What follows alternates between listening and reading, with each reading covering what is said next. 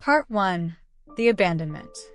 The gravel crunched under the tires of Mom's ancient, rust-bucket minivan, each rotation a countdown to my inevitable isolation.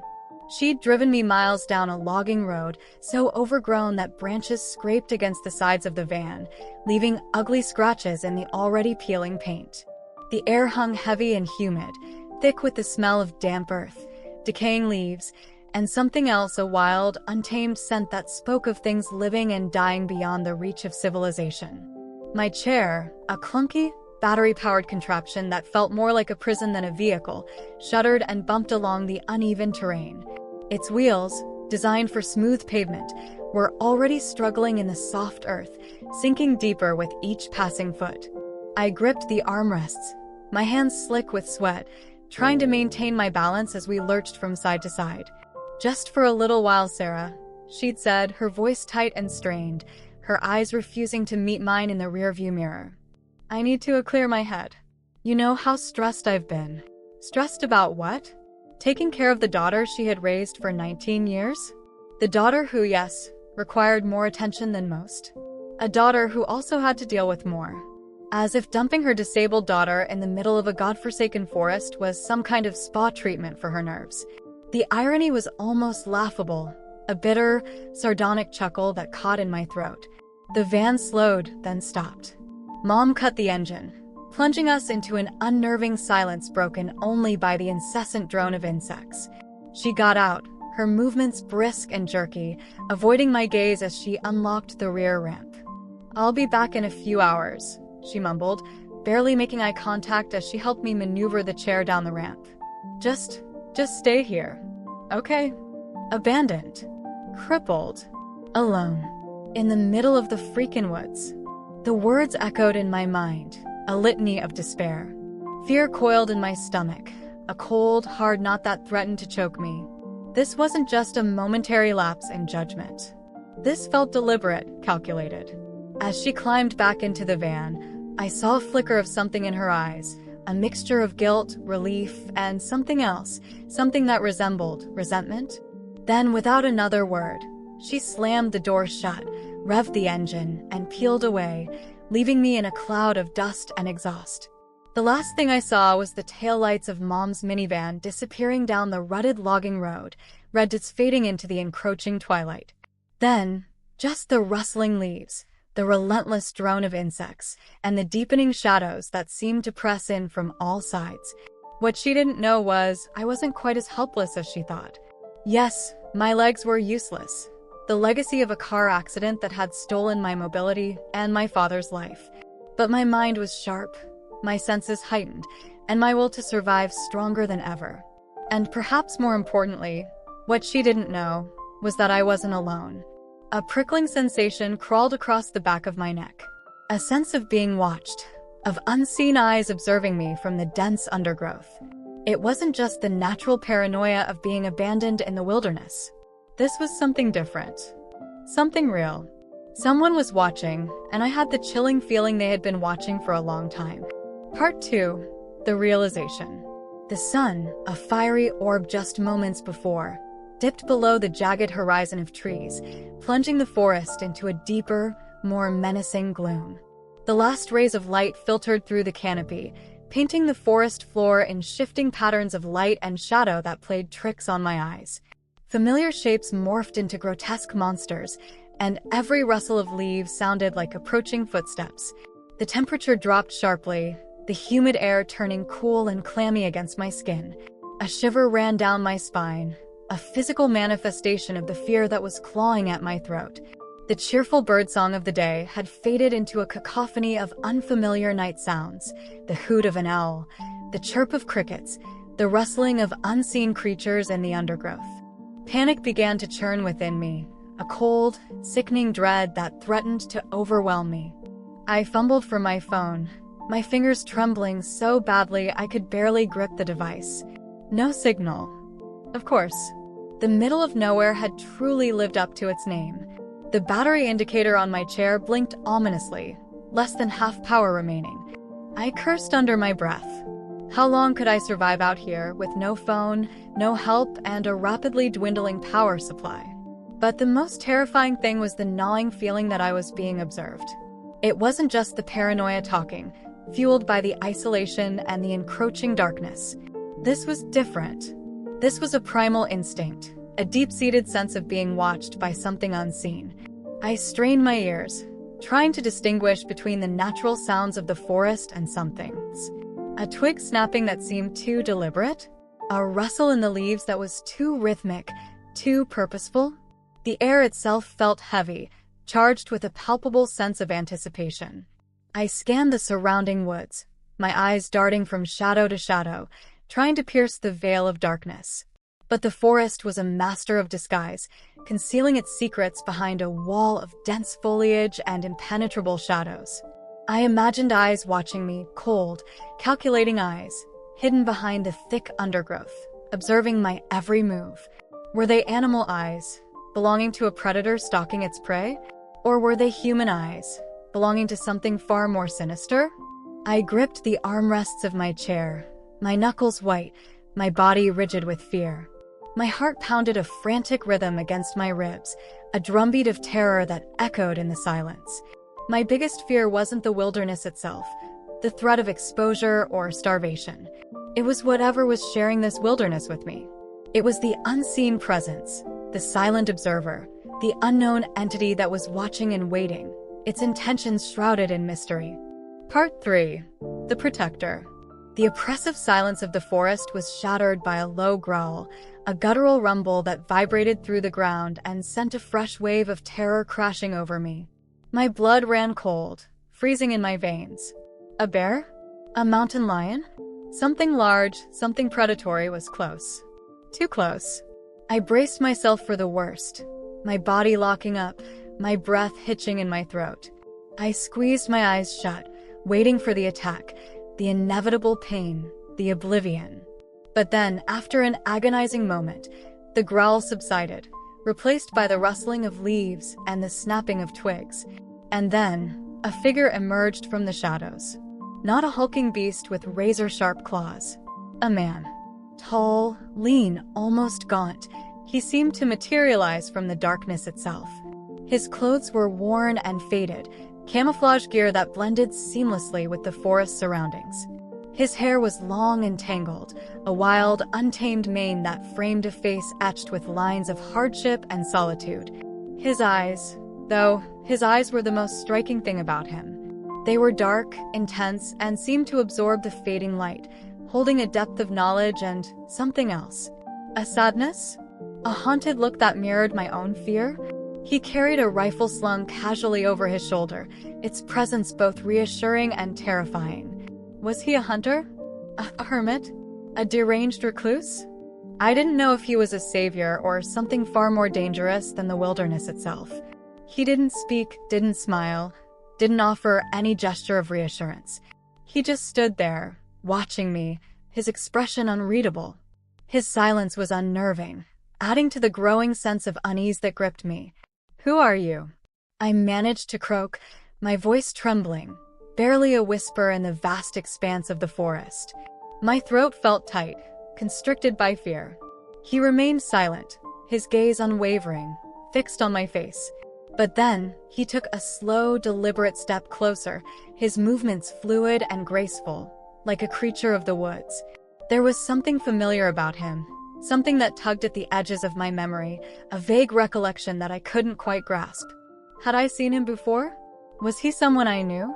Or was it just the tricks my mind was playing, desperately trying to find something familiar in this terrifying situation? He circled my chair slowly, his eyes scanning me from head to toe. Then he stopped, his gaze hardening, his attention fixed on something behind me. He tensed up, his muscles coiled tight. His silence was almost suffocating. The sound of an approaching car broke the tension, headlights cutting through the darkness. My heart leaped into my throat. Mom? Had she come back? Or was it someone else? Someone even more dangerous? "She's back," he finally muttered, his voice raspy, rough around the edges, as if he hadn't spoken in a long time. "And she doesn't look happy." His words sent a chill down my spine, a premonition of something terrible to come. Part 4. The Confrontation. The minivan screeched to a halt just a few feet away from my chair, kicking up a cloud of dust that momentarily obscured everything. The headlights glared blindingly, pinning us in their harsh beam. My heart hammered against my ribs, a frantic drumbeat of fear and anticipation. Mom stumbled out of the van, her face contorted with a mixture of guilt, anger, and something bordering on hysteria. Her carefully applied makeup was smeared, her hair was disheveled, and her clothes were rumpled, as if she had been driving aimlessly for hours. "Sarah, what are you doing here?" she snapped, her voice shrill, cracking with a barely controlled rage. "I told you to stay put. Why can't you ever listen to me?" Her words were directed at me, but her eyes kept darting nervously towards Daniel, who stood motionless between us. The man, the protector, the unknown factor, stepped forward, placing himself squarely between me and her. His stance was unwavering, his body a solid barrier. His eyes, dark and intense, locked onto Mom's, radiating a silent warning. "She didn't go anywhere," he said, his voice low and menacing, a rumble that resonated with suppressed fury. "You left her. You abandoned her in the middle of the woods." His words hung in the air, accusations heavy with truth.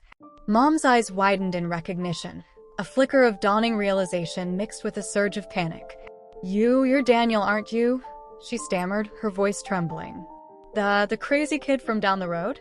The one who used to babysit Sarah." Daniel didn't flinch, didn't acknowledge her accusation. His focus remained solely on protecting me. "I've been watching out for her," he said, his eyes narrowing, his gaze unwavering. "While you've been neglecting her, treating her like a burden. What did you expect to happen, Carol? Did you think the woods would just swallow her up? That she'd simply disappear and solve all your problems?" Carol, clearly caught off guard by Daniel's presence, started to unravel. The carefully constructed facade of the concerned mother crumbled, revealing the raw, volatile emotions beneath. Carol stepped closer, yelling, "This is none of your business. This is between me and my daughter. You need to leave now." Her voice was shrill, hysterical, laced with desperation. Carol took another step forward, her movements erratic, her eyes wild with a strange mixture of fear and defiance. Daniel raised his rifle slightly, a subtle but unmistakable gesture that sent a shiver of fear down my spine. I didn't know what he was capable of, but I knew he was willing to do anything to protect me. The glint of metal in the dim light was enough to make Carol retreat into her car. It was a stark reminder that what he was carrying was not just a weapon, but a symbol of how he protected my father's promise. "You're all crazy," she screamed, her voice echoing through the silent forest. She slammed the door shut, revved the engine, and sped off, disappearing back down the logging road from which she came, leaving us standing alone in the darkness, the only sound the distant whine of her engine fading into the night. The only sign of her was the dust that her car kicked up, slowly falling. The confrontation had been brief, intense, and deeply unsettling, and it left me with more questions than answers. Part 5. The Revelation. After Carol sped off, leaving only the scent of exhaust and fear hanging in the air, Daniel lowered his rifle, but his gaze remained fixed on the retreating taillights, as if expecting her to return. The tension in the air slowly began to dissipate, replaced by a heavy silence that felt both comforting and unnerving. Then, he turned his attention to me. He knelt down beside my chair, his movements surprisingly gentle considering his rugged appearance. He reached out, his hand hovering over the tires of my wheelchair, before finally making contact. "She never changed the air in these tires, did she?" he said, his voice softer now, almost a gentle murmur. A flicker of a smile touched his lips, a ghost of the boy he once was. "They're practically flat. Makes it twice as hard to move around." I stared at Daniel, trying to reconcile the image of the silent, watchful protector with the hint of kindness that now shone in his eyes. He seemed different now, less menacing, more human. I don't understand," I stammered, my voice still trembling. "Who are you? How do you know my mother? How do you know about the tires?" He looked at me, and his smile widened. "There's a lot that I know, Sarah. About you, about your mom, about what's been going on here for a long time." He took a deep breath, as if gathering his courage to reveal a long-held secret. "I used to be your babysitter, Sarah, years ago, when you were a little girl. Before the accident. Before you forgot me." He paused, his eyes glistening with a hint of unshed tears. "My name is Daniel Miller, and I used to be your favorite." A wave of memories, long buried and forgotten, began to surface. Flashes of laughter, of games played in sun-dappled meadows, of a kind, patient young man who always had time for me. Daniel. The name echoed in my mind, unlocking a flood of forgotten emotions. "Your mom told everyone I moved away," he continued, his voice thick with bitterness. "Said I'd gone to college, got a new job, moved to the city. But it wasn't true. I couldn't leave. Not really. Not after what happened. Not after what I promised your father." He looked away, his gaze fixed on the distant trees, his face etched with sorrow. "He was a good man, Sarah. The best. He cared about you more than anything in the world. And before he died, he asked me to look after you, to protect you, to make sure you were always safe." He turned back to me, his eyes filled with a fierce determination. "He knew your mother wasn't stable. He knew she needed help. But he also knew that you deserved to be loved and cared for. And so I promised him. I'd always be there for you, no matter what." That promise Daniel made to my dad gave him a motivation to watch over me for years, but he took it a step further and was true to that promise. He went through hell, and he became the type of protector that no one would think would happen. A wave of emotion washed over me, a mixture of grief, gratitude, and disbelief. My father, he had known. He had seen something in my mother that I hadn't recognized, a darkness that had ultimately led to my abandonment. But he had also foreseen a protector, a guardian angel who would watch over me from the shadows. And that person had been Daniel. He had never left me. He had been there all along, a silent observer, watching over me from afar. He had been true to his promise to my dad, even at the cost of his own happiness and well-being. "Thank you, Daniel," I whispered, tears streaming down my face. "Thank you for not abandoning me. Thank you for keeping your promise."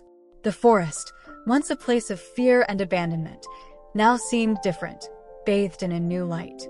It was still wild and untamed, but it was also a place of sanctuary, a place where I had rediscovered a lost connection and found a protector I never knew I had.